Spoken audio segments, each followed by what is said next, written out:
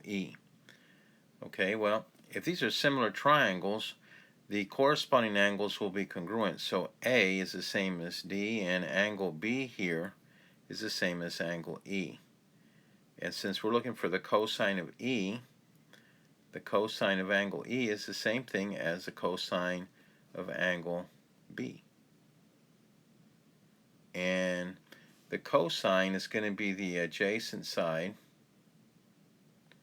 over the hypotenuse. And so here's angle B right here. This would be the adjacent side, and this would be the hypotenuse. And of course, over here, this is opposite. And so the cosine of E is the same thing as the cosine of B, because those angles are congruent, similar triangles, corresponding angles are congruent. So the adjacent side would be 12, and the hypotenuse is 13. So then this would be 12 over 13. And if we look at the answer choices, answer B is 12 over 13. Okay, so problem number 13, it says in the xy plane, the graph of the function f of x is equal to x squared plus 5x plus 4, and it has two x-intercepts. What is the distance between the x-intercepts? And so here, I think what we need to do is to find the zeros. The x-intercepts are the same thing as the zeros. And so what we're going to do is set that equal to 0. X squared plus 5x plus 4 equals to 0. And what we're going to do is we're going to factor this out. And we're going to have x times x gives you the x squared. Factors of 4 that add up to 5 are 1 and 4. And since that's a plus and that's a plus, we're going to have plus plus. So 1 times 4 gives you the 4. 1x plus the 4x gives you the 5x. Is the middle term there. And we set this equal to 0. And so we know that x plus 1 is equal to 0. So x is equal to negative 1. We also know that x plus 4 is equal to 0. So x is equal to a negative 4. And what they want is they want the distance between those two x-intercepts. So the difference from here to here is 3 units. So if you subtract those two, we know that we have 3 units. So the answer here is C for number 13. The answer is 3 units. Problem number 14 is a radical equation. And generally the rule is on radical equations, we square both sides, get rid of the radical. So if we were to square this, and we would square this, and then you're going to get that 4x is equal to x minus 3 squared. And then you're going to get a quadratic equation here, and then you're going to get 2 answers. And then what you have to do is go back and plug those back in, because one of those might not be a valid answer. And you could have an extraneous solution. So if you're going to have an extraneous solution and you still have to plug it back in, why do all this necessary work here? So I'm going to say you don't have to do this. You don't have to square the x minus 3 and square both sides and all that. You would in an algebra class, but not on the SAT. So the answers are either 1 and 9, 1 only, or 9 only. So this is a multiple choice question with multiple answers. So you could have 1 only. So let's try 1. So we're going to plug a 1 here for x. So 4 times 1 is 4. And the square root of that is 2. And we're going to have 1 minus 3 is a negative 2. And that doesn't work. So we ruled out 1. So that's out. And can't be 1 and 2. Now it might be 2.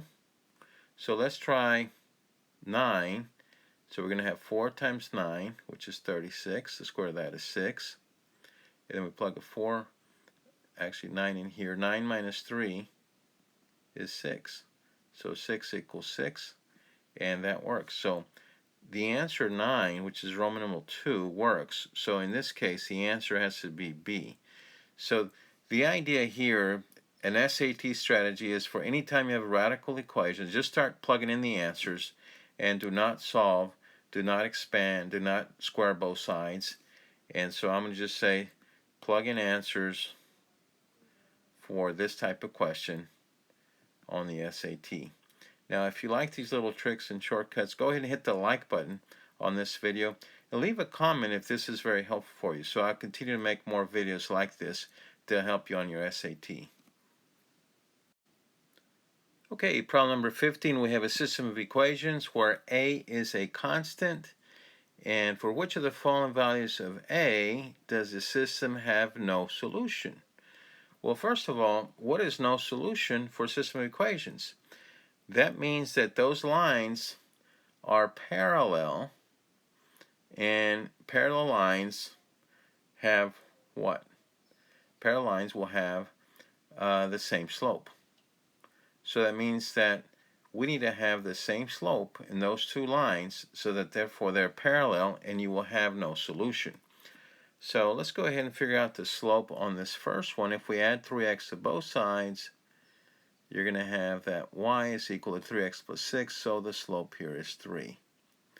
So on the second one, you're going to have ax plus 2y is equal to 4.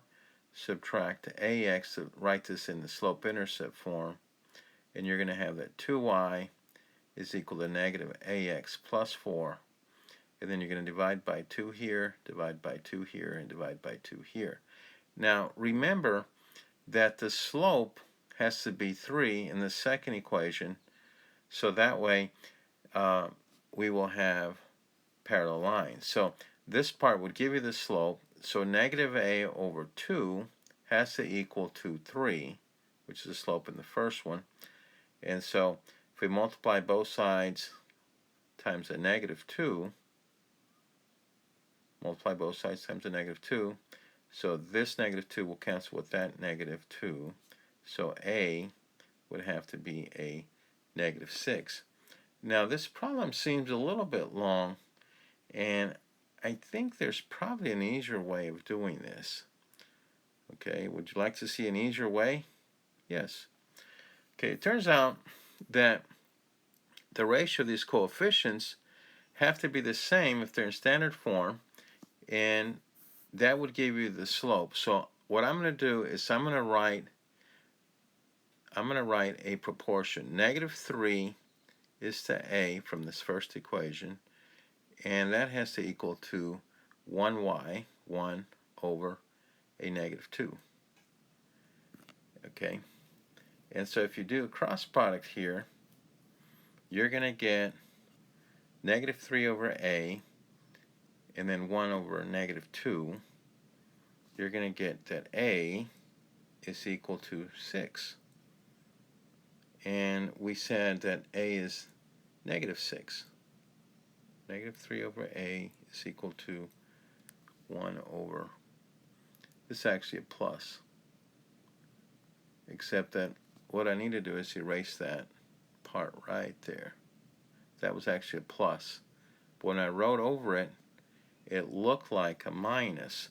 So this is a plus, okay? So negative 3 times 2 is a negative 6, and the answer is negative 6. So for a while it looked like I had the wrong answer, but which is easier for you? Just set a proportion for you looking for the same slope. Negative 3 over a equals 1 over 2. Or would you rather solve for the slope and do it this way? Leave a comment in the comments section so I'll know which was easier for you. Okay, problem number 16. A manufacturer shipped units of a certain product to 2 locations. The equation above shows the total cost T in dollars for shipping C units to the closer location, this is for the closer, and shipping F units to the further location, this is for the one further out, and the total cost is $47,000. So that is equal to $47,000. And we also know that 3,000 units were shipped to the further location, so we're going to have 3,000 to the further location. So how many units were shipped to the closer? So we can rewrite that as 5C for the closer, 5 times C, and then 12 times 3,000. There's 3,000 units for the further location, so we're going to have 3,000. And that's equal to 47,000. Well, 12 times 3 is 36, so this would be 36,000. So I'm going to subtract 36,000 on both sides. And when we do that, we now have that 5c is equal to 11,000. And so if you want to find how many units were shipped to the closer location, you want to find C, you would have to divide by 5.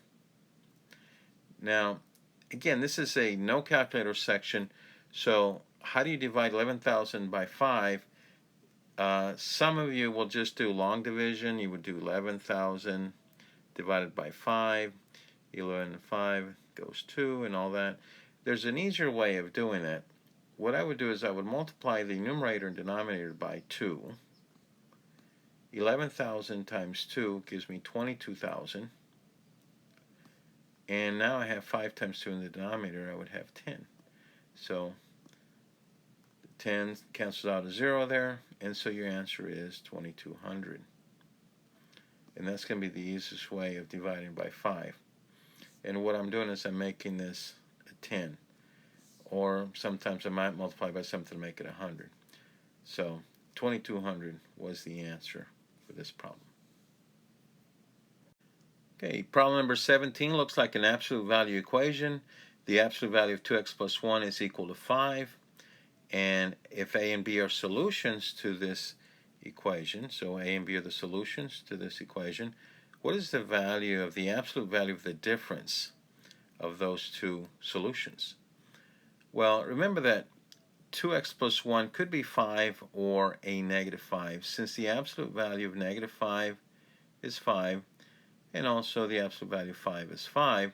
So this will generate two equations. We're going to have 2x plus 1 could be a negative 5, or 2x plus 1 could be a positive 5. And so we'll subtract 1 on both sides here. We're going to get that 2x is equal to negative 6. And if you divide by 2, you get that x is equal to negative 3.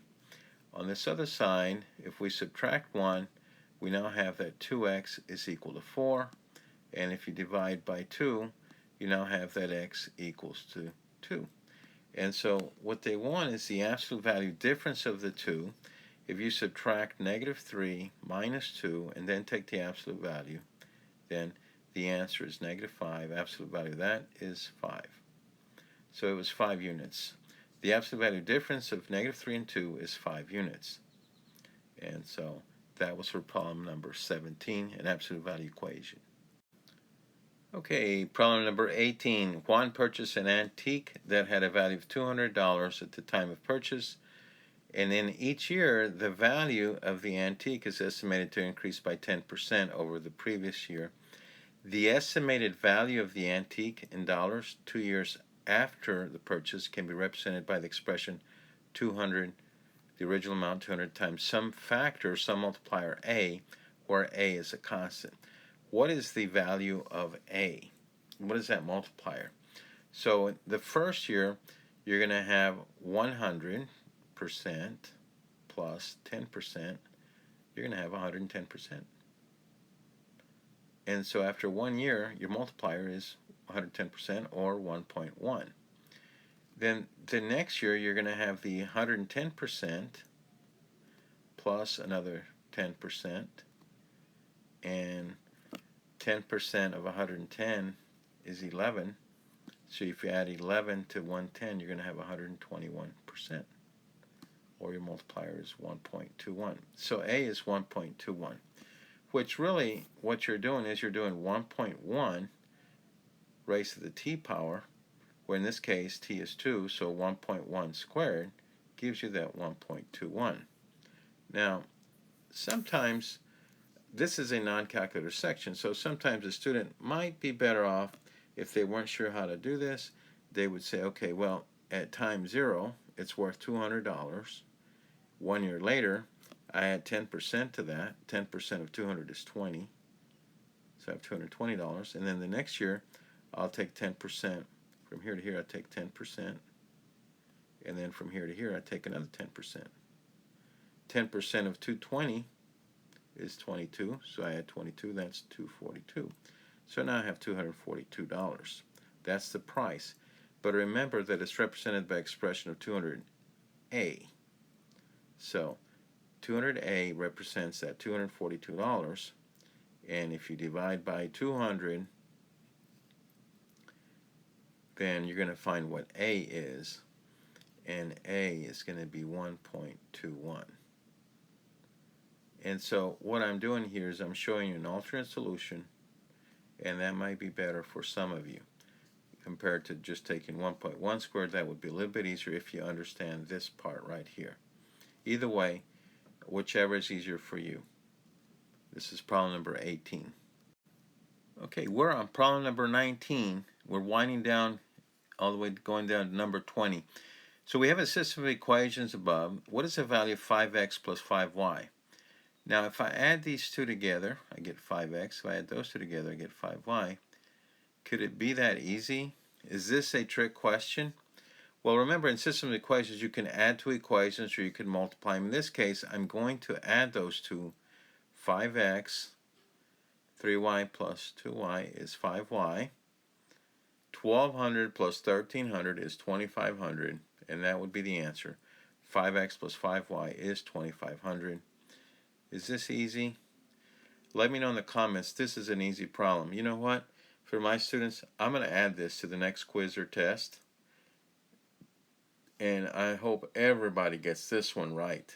This should be an easy one for you. Let me know in the comments so I'll know who's watching this. Go ahead and put in the comments, wow, number 19 was easy. Put more of those on our quiz. Okay, we're on number 20, which is the last one in this section. And the sum of two numbers is 5. U plus t is 5. The difference of the two numbers is 2. U minus t is 2. So what is the value of u minus t, which was given to be 2, times u squared minus t squared? U squared minus t squared, that's difference of two squares, right? So you should recognize that. That's u minus t times u plus t. Well, u minus t, we already know, is 2, and u plus t is 5. So you're going to have 2 times 5, so this is 10. So all of this right here is actually 10. So now all you have to do is multiply 2 times 10. You don't need a calculator for that. The answer is 20. Give me a thumbs up if you like this. Now, if this is getting easier, as you see these problems over and over, and you've been following me all along, this is getting easier, let me know about that. Make sure you subscribe if you haven't subscribed already. And thank you very much.